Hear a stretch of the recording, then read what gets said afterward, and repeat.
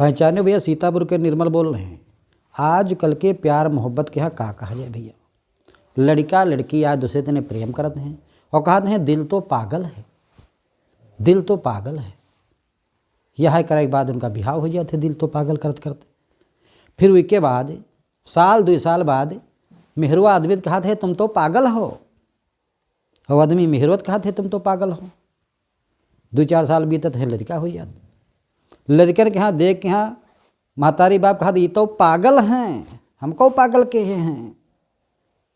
फिर धीरे धीरे भैया लड़का बड़े हो जाते, लड़का के शादी होते, पतवा हावत वह कहते ये सास ससुर तो एकदम पागल हैं। तो भैया जब दिल तो पागल है तो शुरू भर है, पूरा पागल खाना बन गया। आखिर तक सब याद दूसरे के यहाँ पागल ही खाते हैं। तो भैया दिल तो पागल है ना कहो, अब जौन कुछ कहिया हो कहो, बाकी पागल वाली कहानी हम का बताए तुमको।